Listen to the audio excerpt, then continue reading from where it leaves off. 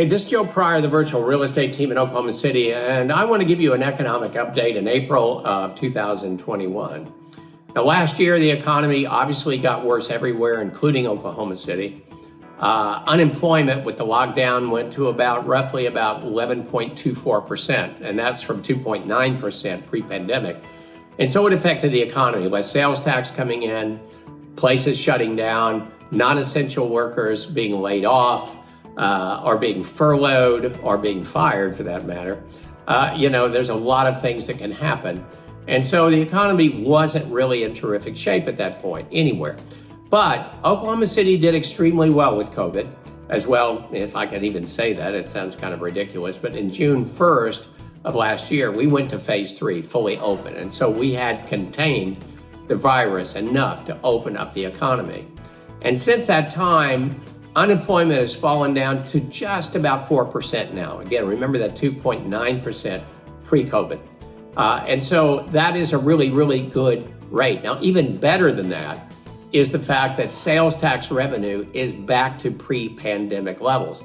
That's extremely important. That means that people are out in the economy at restaurants, hotels, events, whatever it happens to be, and they're putting money out, which helps support the economy and helps support jobs. And so that's fantastic. Oil and gas industry, natural gas has gone up like crazy, more than we've seen in over a decade. And that's enriching us because we're rich in natural gas. The oil industry has gotten up about to $60 a barrel, and we make money at $60 a barrel. So oil and gas has stabilized. Now, other things are happening. The thing that I'm very excited about is the First American Heritage Center that's opening up this year. It's a long time coming. This is honoring all the Indian tribes in Oklahoma, because before Oklahoma became a state in 1907, it was Oklahoma Territory, and before that, it was Indian Territory. If the United States wanted Indian land, this is where you were relocated, to the point that there are more Seminoles in Oklahoma than there are in Florida. And so we have 69 tribes that got relocated here. We have 39 tribal headquarters. Many of these, like the Cheyenne and the Arapaho, have combined together. They own very large casinos that pay taxes to the state. They're rich. They do tremendous amounts of employment. And it's great that finally we get back to the heritage of Indian Territory here, honoring all the tribes.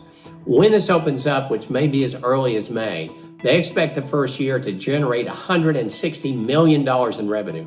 We have American Indian events here, biggest in North America, like the Red Earth Festival. These are now coming back. This is going to be a major tourist attraction. Now, $160 million that we're talking about in the first year keeps building. They're expecting it to eventually generate more than $1 billion in revenue. So we're very excited about that. Tinker Air Force Base is the other thing I want to update you on.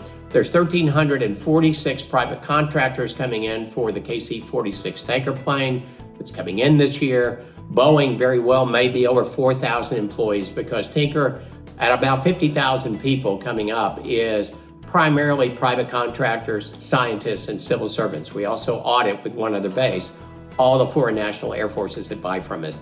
It's a huge economic deterrent. So sales tax is coming in, which supports the public sector. Tinker is expanding. The American Heritage Center, First Americans, is great. Oil and gas, tax revenues in terms of sales tax, unemployment going down. I'm very excited going forward about the opportunities for you in investment in an economy that, again, is growing.